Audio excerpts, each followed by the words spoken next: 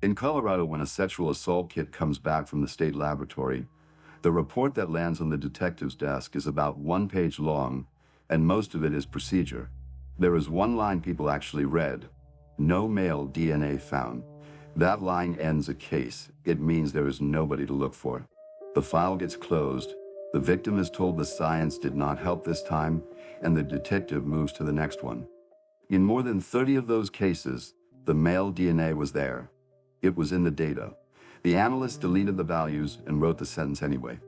Her name is Yvonne Woods. Everybody called her Missy. For 29 years, she was a forensic scientist at the Colorado Bureau of Investigation. One of the people the state's district attorneys put on the witness stand when the case came down to the science. The internal affairs investigation went through her work from 2008 onwards and documented 58 instances of what it called intentional conduct. The wording of the findings matters, so here it is almost exactly. She deleted and altered data that concealed her tampering with controls. She deleted data that concealed her failure to troubleshoot problems in the testing process. She removed material facts from official criminal justice records. A control is a sample where the laboratory already knows the answer. You run it alongside the evidence every time, and if it comes back wrong, the whole batch is wrong. Not the case, the run. When a control fails, the rules are simple and expensive. You stop, you find out why, you start again. That costs a day, and it costs your throughput numbers. Deleting the failed control costs nothing, and afterwards the file looks exactly like a clean run. That is the whole trick. She did not have to change what the DNA said. She only had to change what the file said the DNA said. From the outside, none of this looked like a problem. It looked like a fast analyst. Cases moved. Reports came back. She testified, and juries believed her, because there was no reason on earth not to. She had worked more than 10,000 cases. The eventual estimate is that she mishandled around 1 in 10 of them.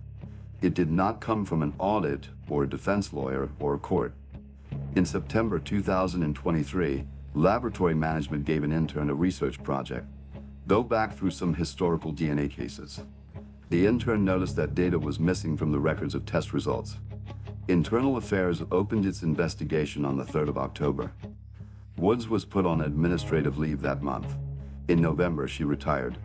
The first count was 652 cases, going back to 2008. Then they went back further, into the 90s, because her career did. The Bureau's current figure is 1,045 affected cases across 24 law enforcement agencies. The state's alternate defense counsel has been through the same material and counts 1,536. The Bureau says it is confident in its number and cannot explain the difference. Retesting 3,000 cases at about $1,000 each, $3 million. Review, post-conviction work, and legal costs, $4.3 million. One outside contractor to assess the laboratory, $777,000. A man convicted in 2019 and serving life without parole was offered a plea instead, 42 years, because prosecutors did not want to retry the case with her work in it. An attempted murder conviction was overturned on appeal over chain of custody in a case she had testified in. And in a 1985 murder, the family waited decades for a trial and then watched the defendant take a plea because the evidence had her name on it. The daughter of the man who was killed said what you would expect somebody to say, that Woods does not deserve a plea. Here is the part that changes the shape of this story, and it is not the part you expect. She never faked a match. The investigation was explicit about it. No fabricated profiles, no invented links, nobody's DNA planted in somebody else's case. She cut corners and she covered the corners she cut, which sounds like the mitigating version. It is the opposite. A wrong conviction leaves a defendant. A defendant has a lawyer, an appeal, a docket number, a notice in the post. 10,000 of those notices have now gone out in Colorado. 3,000 landed at the state public defender. 600 people have asked for a lawyer. The other kind leaves nothing at all. If a report says no male DNA was found, there is no suspect, no charge, no case, no file to reopen, and nobody to notify. The kit goes into storage. The man who was not looked for goes home.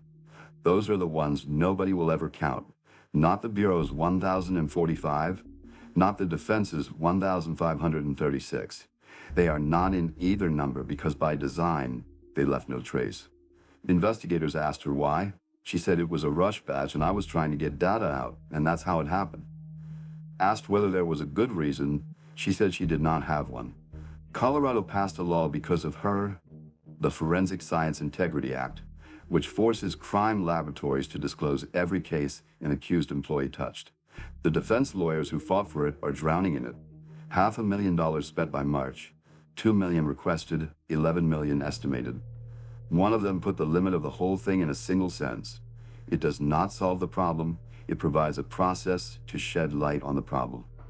On the 23rd of June, 2026, Woods pleaded guilty to 4 felonies: cybercrime, perjury, forgery, and attempting to influence a public servant.